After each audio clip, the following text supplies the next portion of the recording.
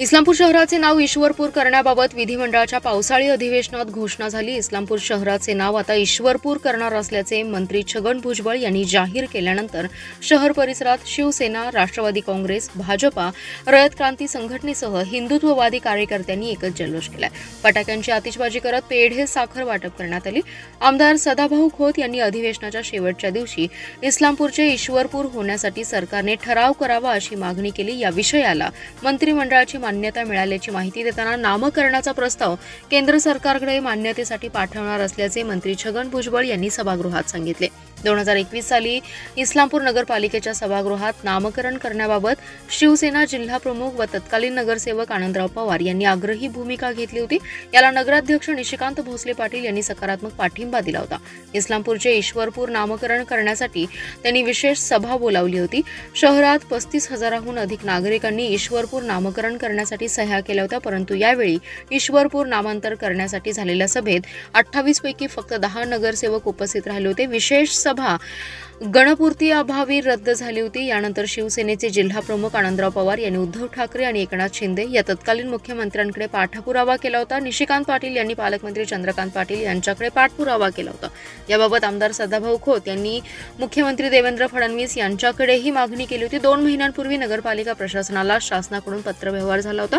याला प्रतिसाद देताना जिल्हा प्रशासनाने शासनाला प्रस्ताव सादर केला होता। त्यानुसार विधिमंडळाच्या अधिवेशनात इस्लामपूर आता ईश्वरपूर होणार हे शिक्कामोर्तब झाले।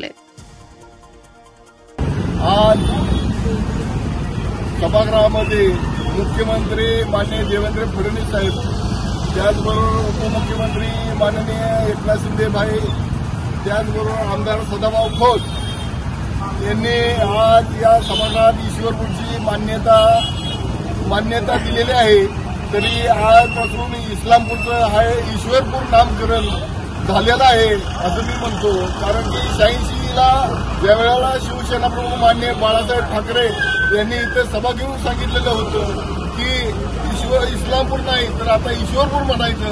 त्या 86 सालापासून शिवसेना सातत्यानं ईश्वरपूरसाठी लढा देत आलेला आहे, अनेकदा आंदोलन केलेले आहेत। त्याचप्रमाणे इस्लामपूर शहरातील सर्वांनी ईश्वरपूर व्हावं म्हणून जवळ 30,000 लोकांनी सह्याची मोहीम राबवून शिवसेनेकडे सुपूर्द करून नगरपालिकेकडे ठरावाबाबत पाठपुरावा केलेला होता। त्याचप्रमाणे आज या लढ्याला यश आलं आणि इस्लामपूरचं ईश्वरपूर ही आज सभागृहात मान्यता ईश्वरपूरला मिळाली। गेली अनेक वर्ष वरून इस्लामपूर या नगरीचं नाव ईश्वरपूर व्हावं ह्या इच्छेसाठी सर्व इस्लामपूरतील नागरिकांनी खूप मोठं आंदोलन छेडलेलं होतं।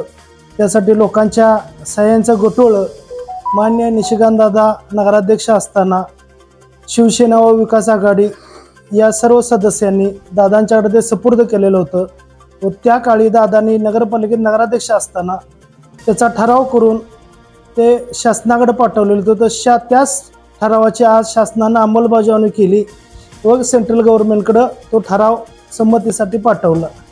ह्या ठरावासाठी त्यावेळी गेली त्या मीटिंगला काही मोजकेच नगरसेवक होते। इस्लामपूरतील लोकांना व जनतेला सर्वांना माहीत आहे की त्या ठरावाच्या वेळी कोण उपस्थित होतं, कोण अनुपस्थित होतं, कोणी विरोध केलेला।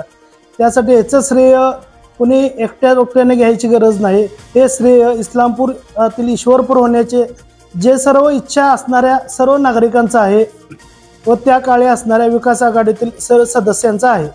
आज इवरून ईश्वरपूर झालं असं जाहीर आज महाराष्ट्र शासनानं जाहीर केलेलं आहे। त्यासाठी ठराव आपला सेंट्रल गव्हर्नमेंटकडे मंजुरीसाठी पाठवलेला आहे। त्या निमित्त आज इस्लामपूर सर्व नागरिकांनी साखर वाटून याचा आनंदोत्सव साजरा केलेला आहे।